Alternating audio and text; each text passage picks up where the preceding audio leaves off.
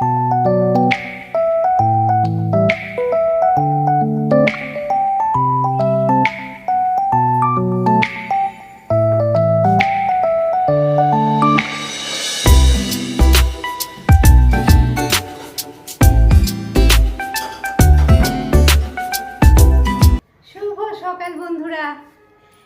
Of বকুলে তোমাদের সবাইকে welcome. আশা করি সবাই ভালো আছো, সুস্থ আছো আর খুব খুশি খুশি আছো, তাই তো? তো ঘড়ির কাঁটা 11টা, মানে খুব সকালটা আর নয়। আর আমার এদিকের সব কাজ হয়ে গেছে, মানে এদিকের যা কাজ থাকে, বিছানা তোলা, ঝাড়া, ঘরদোর ঝাড়া, পরিষ্কার করা, তারপরে লক্ষ্মী শুদ্ধ কাজ করে চলে গেছে। আর এবারে শুরু হবে রান্না বান্না। আর আজকে একটা স্পেশাল জিনিস রান্না করব, মানে তোমরা যারা আমার রান্না দেখতে ভালোবাসো, মানে আমি যে রান্না করি একটু কম তেলে কম মশলায়, যেভাবে মানে কম তেল কম মশলা অথচ খেতে ভালো হবে, হ্যাঁ, যেভাবে আমি রান্নাটা করি সেইভাবে সেই সব রান্না তোমরা দেখতে ভালোবাসো যারা, তাদের জন্যে আজকে আবার একটা স্পেশাল আইটেম হবে। স্পেশাল খুব একটা নয়, মানে সুন্দরী পটল দিয়ে একটা স্পেশাল আইটেম হবে। পটল তো খুব সুন্দরী, কেননা গ্রিন কালারের, দুদিকটা ছুঁচলো মতন, মাঝখানটা মোটা, কত সুন্দর দেখতে বলো তো পটল সুন্দরী। তো সেই পটল সুন্দরী দিয়ে আজকের একটা স্পেশাল আইটেম আমি রান্না করব, আর সেটা সবটা তোমাদেরকে আমি শেয়ার করব। দেখো, ডেলি ভ্লগের সঙ্গে না ঠিকঠাক মতো রান্নাটা দেখানো হয় না, কেননা ডেলি ব্লগে তো অনেক কিছু দেখাই, আমি সারা দিন কি করছি সেটা যখন দেখাতে যাই তখন একটা রান্না পুরোটা দেখাতে গেলে কিন্তু অনেকটা দেরি হয়ে যায়, মানে অনেকটা বড় হয়ে যায়, ব্লগটা অনেকটা বড় হয়ে যায়। ওই জন্যই ডেলি ব্লগের সঙ্গে পুরো রান্নাটা দেখানো যায় না, একটু আধটু হয়তো আমি তোমাদেরকে বলি, যেমন এটা এইভাবে রাঁধলাম, ওটা ওইভাবে রাঁধলাম, সেটা হয়, কিন্তু সুন্দর করে একটা রান্নার প্রত্যেকটা স্টেপ বাই স্টেপ কিভাবে করি সেইগুলো কিন্তু হয় না ডেলি ভ্লগে। তো যাই হোক, আর কথা বাড়াচ্ছি না, চলো তোমরা আমার সাথে কিচেনে গিয়ে দেখবে। চলো আজকে পটল সুন্দরী দিয়ে কি রান্না হবে। মানে আমি ওই দিকটায় রেডি করে রেখেছি, কড়াটাও বার করলাম, মানে ভাজবো বলে। ওদিকে পটলটা শুধু ছাড়িয়ে রাখা আছে, এরপর থেকে তোমাদেরকে সাথে নিয়ে হবে সবটা। তাহলে চলো, পটল সুন্দরী দিয়ে কি স্পেশাল আইটেম রান্না হবে দেখতে হবে তো সেটা। চলো, দেখো এদিকে পটলটাকে আমি খোসা ছাড়িয়ে রেখেছি, এইটাই শুধুমাত্র করেছি আমি অফ ক্যামেরায়। আর খোসা ছাড়িয়েই দেখতে পাচ্ছ উল্টো পাল্টা করে একটু করে চিড়ে দিয়েছি আর কি। এদিকটাতে যে দিকটায় চিড়েছি উল্টো দিকটাতে কিন্তু তার অপোজিটভাবে চিড়েছি, হ্যাঁ, এইভাবে চিড়ে রেখেছি পটলগুলো, মানে খোসা ছাড়িয়ে চিড়ে রেখেছি। এবারে এর মধ্যে দেবো নুন হলুদ মাখাবো। আর পটলটা কিন্তু খোসা ছাড়ানোর আগেই ধুয়ে দিয়েছি, হ্যাঁ, মানে জল কিন্তু এর মধ্যে নেই। আর নুন হলুদ মাখালেই তো আবার একটু জল কাটবে পটলের মধ্যে, তো ওই জলটা যেন আগেই ধুয়ে ফেলে দেওয়া হয় আর কি। পটলটা ধুয়ে তারপরে নুন হলুদ মানে ছাড়াবে, আর তারপরে নুন হলুদ মাখাবে আর কি। মানে খোসা ছাড়ানোর পরেই পটলটা ধোবে না, মোট কথা খোসা ছাড়ানোর আগেই পটলটা ধুয়ে দেবে। এমনিতেই তো পটলে খুব জল জল থাকে, তো এভাবে এটা একটু রাখা থাক, মানে ওই 2-4 মিনিট একটু রাখা থাক। আর এদিকে চলো একটা মিক্সিং জারের মধ্যে একটু কাজু আর মানে একটু চীনাবাদাম, একটু কাজু আমি ভিজিয়ে নেবো, আর কয়েকটা কাঁচা লঙ্কা, এটা পেস্ট হবে আর কি। তো কাজুটা আগে থেকে ভিজিয়ে রাখলে তো একটু ভালো হয়, মানে নরম হয়ে চট করে পেস্ট হয়ে যায়।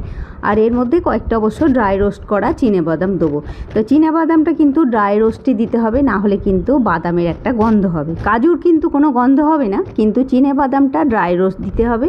কারোর যদি ড্রাই রোস্ট চীনাবাদাম না থাকে সে কিন্তু শুধু কাজু দিয়েই বানাবে, হ্যাঁ, মশলাটা। ওদিকে থাকলো 2টো বাদাম আর কাঁচা লঙ্কা। আর এই বাটিটায় চলো আর একটু মশলা রেডি করে নেবো। এই দেখো, এই চামচটার 1 চামচ ধনে গুঁড়ো দিলাম, 1/2 চামচ জিরে গুঁড়ো, আর অল্প একটু লঙ্কা গুঁড়ো। মানে এটা আমার এমনি মানে লঙ্কা গুঁড়ো, কাশ্মীরি লঙ্কা গুঁড়ো নয়, এমনি প্লেন লঙ্কা গুঁড়ো। এটাও কিন্তু আমি জল দিয়ে ভিজিয়ে রেখে দিলাম। এই দুটোই মশলা যাবে আর কি মানে পটলে।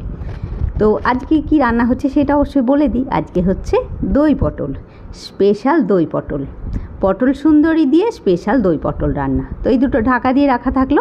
এবারে চলো ওদিকটাতে মানে গ্যাসের দিকে যায়। দেখো এদিকে কড়া বসালাম, কড়াতে তেল দিলাম। তেল কিন্তু খুব বেশি দেবো না, তোমরা তো জানো আমার রান্নাতে তেল কমই থাকে। মানে দেখো তেল দিয়ে রান্না করলে রান্নাটা বেশ মজাদার হয়, মানে ভালো লাগে। আর তেলটা যখন গরম হয়ে গেল তার মধ্যে আমি পটলগুলো দিয়ে দিলাম, নুন হলুদ মাখিয়ে। দেখো এতেই কিন্তু পটলটা কতটা মানে ভিজে ভিজে হয়ে গেছে, ওই নুন হলুদ মাখিয়ে খানিকক্ষণ রাখা থাকলেই ভিজে ভিজে হয়ে যাবে।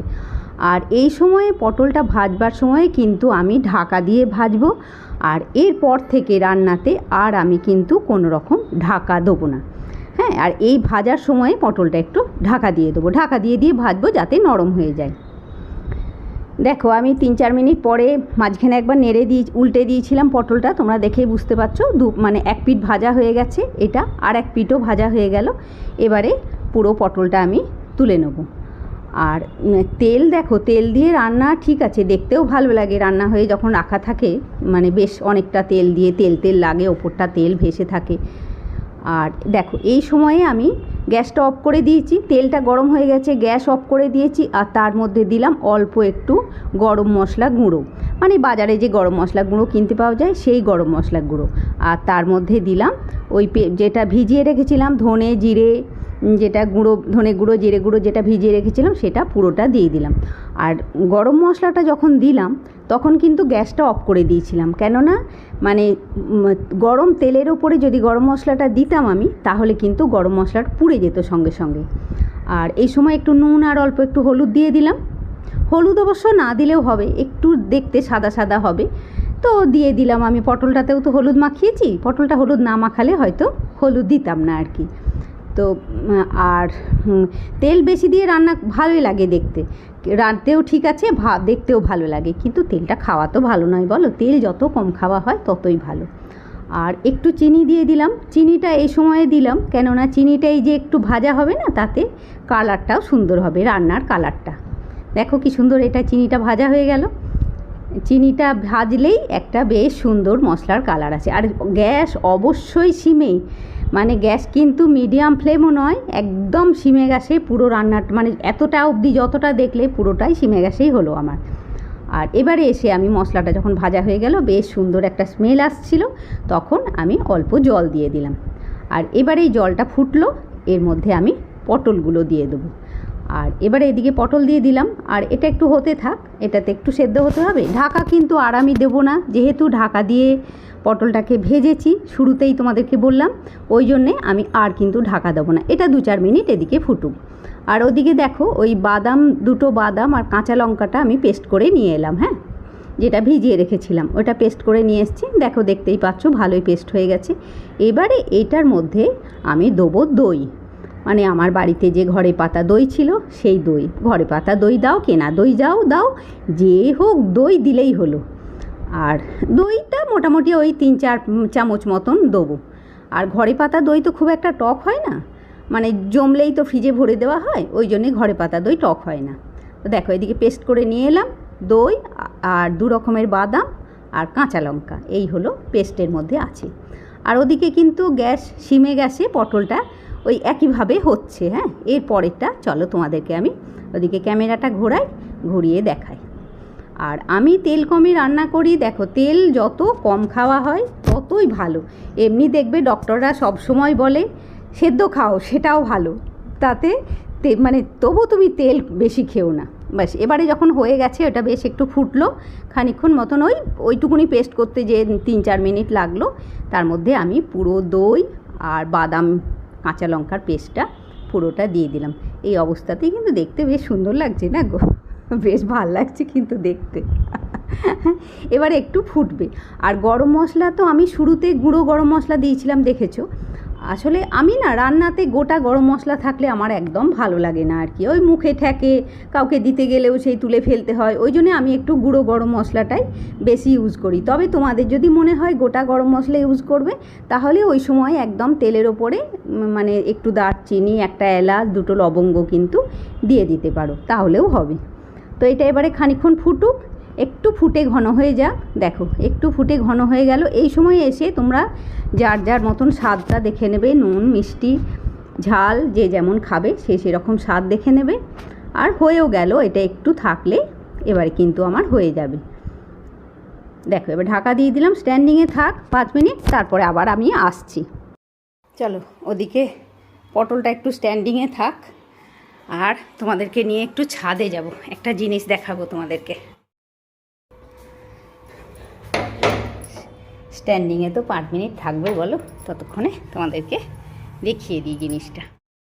আর যে কি প্রচণ্ড রোদ, বাপরে! এই দেখো মন খারাপের জিনিস, আম গাছের সব আমগুলো ঝরে গেছে, ঠিক আছে। এবারে অবশ্য ফার্স্ট টাইম মুকুল হলো আমের, দেখা যাক, ফার্স্ট টাইম হলো মুকুল এবারে। তবে এটা বলছে মানে 2-3 বছরে আম হয়, পরের বারটায় যদি হয় আবার দেখা যাক। আর এদিকে লেবুগুলো কিন্তু খুব সুন্দর হচ্ছে, এই দেখো পাতি লেবু, দেখেছো কত বড় হয়েছে। আর কয়েকদিন পরে এটা তোলা যাবে।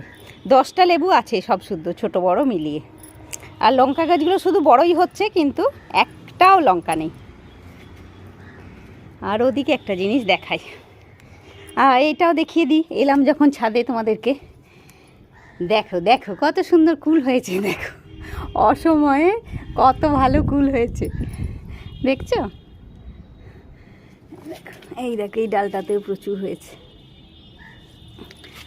কুল, সব গাছেই হয়েছে। পেয়ারাও ভালোই হয়েছে, কুল সব গাছেই হয়েছে, ওই গাছ দুটোতেও হয়েছে কুল।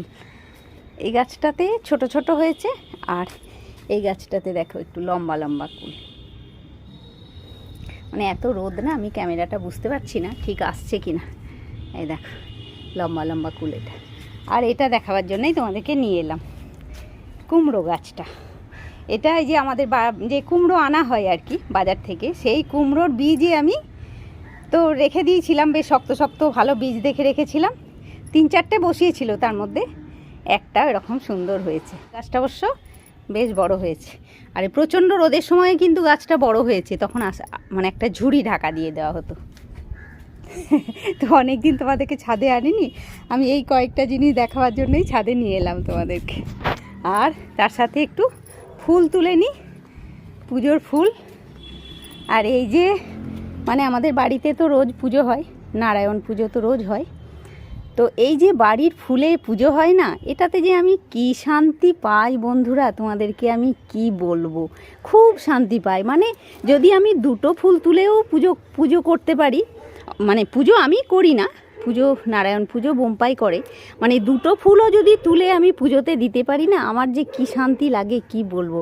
তার আগে ফুল কিনে আনা হতো, কিন্তু কেনা ফুলের না সব সময় মনে হয় কি জানি কোত্থেকে কত পা দিয়ে ঠেলে দেয় বস্তাগুলো, এগুলো এরকম নানা মনে হতো আর কি। কিন্তু হতো তখন কেনা ফুলেই পুজো। আর সব সময় মনে হতো যে কি করে আমার বাড়িতে কয়েকটা ফুল গাছ লাগাবো, যেটাতে রোজ আমি ফুল পাবো, এটাই সব সময় মনে হতো। এটা তো ছাদে গেল কয়েকটা গাছে, 2টো গাছে, আর নিচেও অনেক ফুল ফুটেছে। আজকে তো নিচে বেলি ফুলও ফুটেছে। চল ফুল তুললাম, আর মাথাটা আমি পুরো ওড়না দিয়ে ঢাকা দিয়েছি। আর এই 4টে তুলসী পাতা নিই, নারায়ণ পুজোতে তো রোজ তুলসী পাতা লাগে, ওই জন্যে আমার বাড়িতে প্রচুর তুলসী গাছ। চলো বাপরে, তাও অনেকটাই হলো, দেখো অনেক কটা ফুলই হলো। চলো বন্ধ করে দিই, বাপরে কী রোদ। চলো এদিকে পাড়া বেরিয়ে তো এলাম, পাড়া মানে ওই হলো আর কি, ছাদে এদিক ওদিক করে এলাম। তো এই হলো পটল দই পোস্তটা। দেখো এইটা যদি আমি বেশি তেল দিয়ে করতাম, ওপরে বেশ তেল ভাসতো, কিন্তু যেহেতু আমি তেল কম দিয়ে করেছি বলে ওপরে তেল ভাসছে না। চলো এই বাটিটার মধ্যে ঢালি, আর তোমরাও দেখবে জিনিসটা দেখতে কেমন হয়েছে। আর খুব সহজে করেছি, বেশি মশলাও নেই, তোমরা সেটা খুব ভালো করে দেখলে। আর একদম সিম্পলভাবে করেছি দই পটল। তো এই যে পটলের সময় পটল শেষ হয়ে যাচ্ছে, দেখতে কিন্তু বেশ ভালো হয়েছে।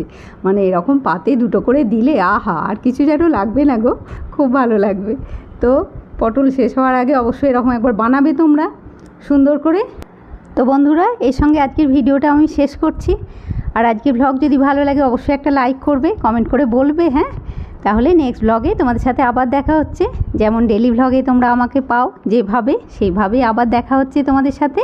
তো টাটা বন্ধুরা, আর লাইক কমেন্ট শেয়ার আর সাবস্ক্রাইব করতে কেউ ভুলো না। টাটা।